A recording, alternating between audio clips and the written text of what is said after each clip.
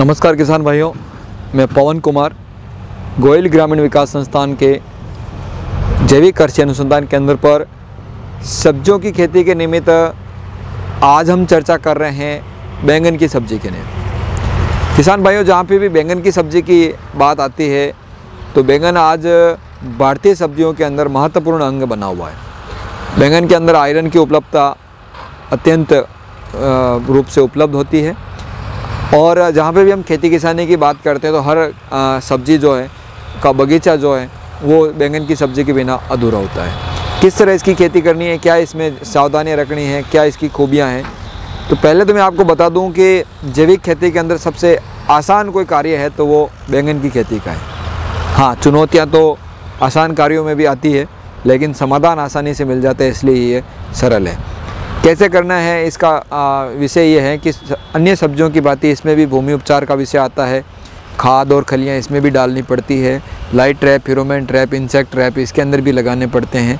पौधों का उपचार इसमें भी करना होता है। बैंगन की सब्जियों के अंदर पोषक तत्वों का प्रबंधन जब उसमें फूल आते हैं तब अतिरिक्त ज़रूरत पड़ती है और इसमें हम गौमूत्र या पंचगव्य या वर्मीवाश, टी कंपोस्ट, छाछ इसमें से किसी एक का स्प्रे करके हम कार्य को अपना सकते हैं। पोषक तत्वों के बाद में इसमें जो सबसे बड़ी जिस चुनौती की मैं बात कर रहा था वो बैंगन के अंदर ये है कि इसमें ऊपर का जो सिरा जो है वो कीड़े खा जाते हैं, जिसको एपिलेक्ना बीटल नाम की समस्या भी कहते हैं। ये इंसेक्ट पौधों के ऊपर का जो नया तना है उसको खा के इसके अंदर लट जो है वो अंडे दे देती है। तो ये पूरे पौधे जो हैं ऊपर से सारी सिराएं मर जाती है और धीरे धीरे करते ये पूरा विकार पौधों के अंदर फैला देता है।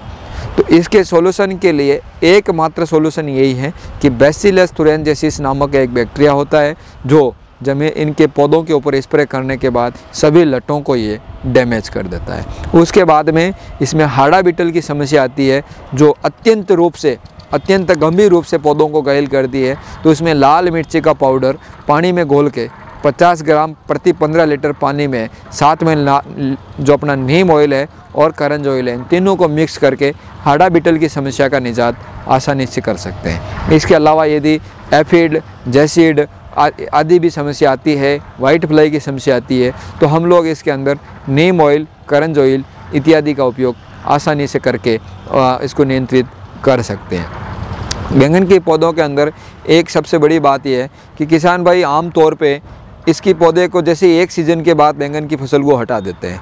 हमारे यहाँ पर जो आप बैंगन देख रहे हैं ये बैंगन बहुवर्षीय हो चुके हैं। कहने का तात्पर्य है कि एक सीज़न में उत्पादन लेने के बाद में इसको काट देते हैं। काटने के बाद नई फूटान मिलती है और नया उत्पादन मिलता है, तो हमारे बीज का जो पैसा है वो आसानी से बच जाता है और पौधा मजबूत भी हो जाता है। बैंगन के पौधों के अंदर आमतौर पर किसान भाई उसमें दूरी जो है बहुत ही कम रखते हैं। पौधे से पौधे और लाइन से लाइन की दूरी बहुत कम रखते हैं। हमारे यहाँ पर लाइन से लाइन की दूरी जो है वो 4-4 फीट, 5-5 फीट भी रख के देखी हुई है, जिसका परिणाम ये है कि जितनी ज़्यादा लाइन से लाइन की दूरी होगी उतनी ज़्यादा पौधों के अंदर वानस्पतिक बढ़वार होगी।